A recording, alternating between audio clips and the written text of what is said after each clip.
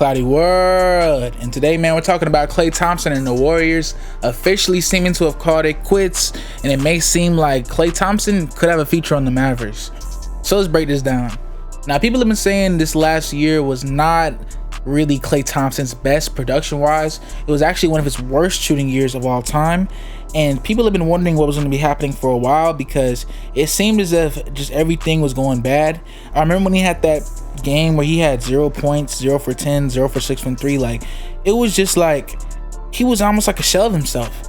And it seems like the Warriors, no matter how much of a dynasty he put together, no matter his essential piece in them securing 4 rings, no matter him being the 1B to Steph Curry's 1A, they're gonna basically say, we're not gonna pay you, man. Now, let's talk about it and give context. They have been paying Klay Thompson $40 to $41 million a year. Very elite level scorer for a long time, very deserving of what he was paid before this last year.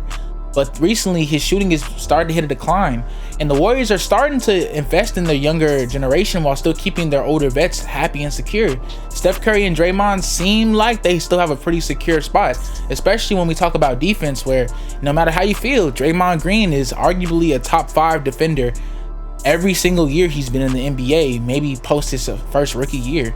So it just seems as if Klay is not ready to maybe potentially take that back seat, because they're offering him a 2-year, I believe, $40 million, which is, I believe, half of what he would have expected if he was, paid usually.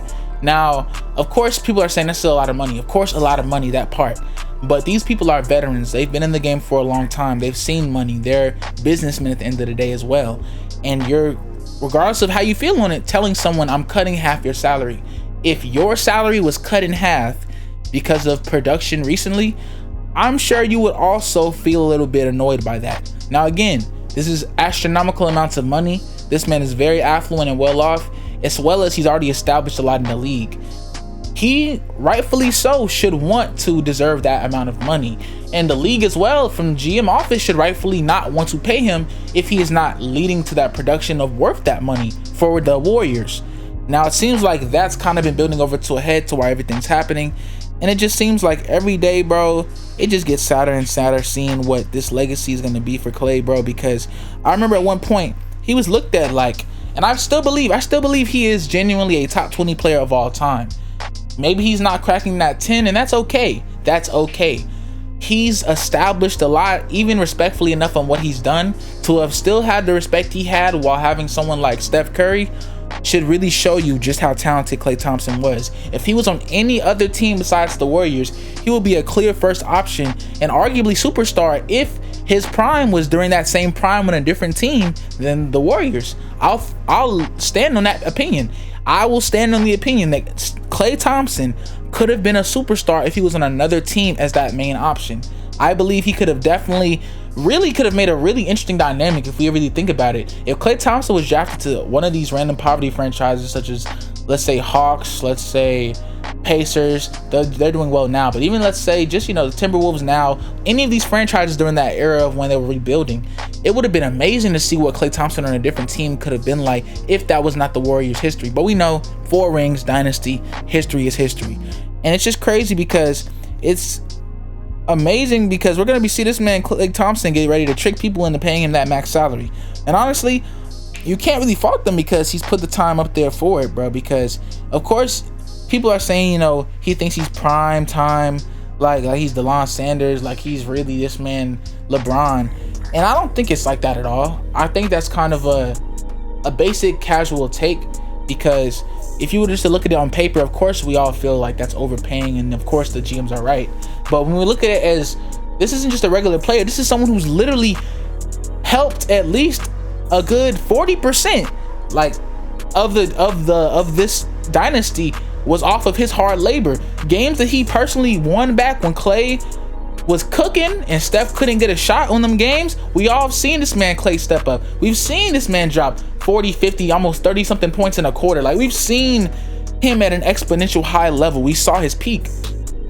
So to say that Klay Thompson on a blanketed statement doesn't deserve his pay isn't fair to what he's done and what he's put into the league. And of course, we're living in the present, we're living in now. But for certain cases specifically, especially this case, I think there's a little merit to that past. You are one of the crucial pieces. Even if people want to say if there's two people, if we're talking purely offensively, it's Klay and Steph. Offensively, of course. Like, of course, when you add him in defense and, you know, IQ, Draymond really does become a key figure in at least 2 of the 4 rings, respectfully. But when we're talking about at least as an elite scorer, to say that Klay Thompson doesn't at least feel like he deserves that, you know, what that is, I don't think that's fair. Especially when he did come back and reality was a part of that last 4th ring. Well, you could argue how much he was, but the reality was he still was a part of that 4th ring. So you can't just say the decline has stopped winning or high level basketball. It may have had a harsh last few seasons, but compared to what they were before Steph Curry joined them, like, let's not pretend that this is just the worst thing that ever happened, bro. Now, I think that it does hurt when you see games where he played and went 0 for 10. It does hurt when you're seeing people slander someone like Klay Thompson. It really does feel like something crazy because his last game as a Warrior, bro, that 0 points, 0 for 10, 0 for 6, that's really going to be a stamp on his legacy. And it's sad to see people are going to look at him on that type of mentality, bro, because that's really, really disrespectful, bro. I can already see basketball Twitter saying in a few years, 2023 Klay Thompson, like, I could feel it in my bones, bro. I could feel it in my bones, man.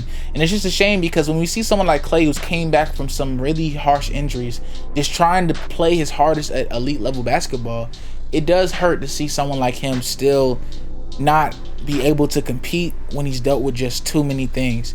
It hurts to see people like Klay because it reminds you so much more that every player is not LeBron, and we have to stop holding players to having LeBron level of physique, LeBron level of athleticism at their age, at LeBron levels of consistency. We're never going to see a player in recent history ever again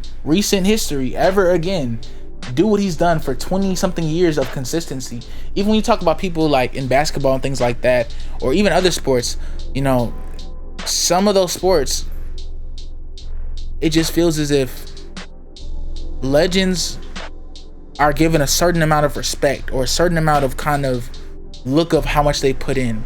But it seems like for basketball, for some reason, we have no problem tarnishing legends, tarnishing people we've seen do the work in real time. And that's just insane to me, bro. I feel like we have to appreciate these legends and at least be thankful of them even in their later years, because we've seen them give us high level basketball for so long. The least we can do is appreciate and value them in their later years.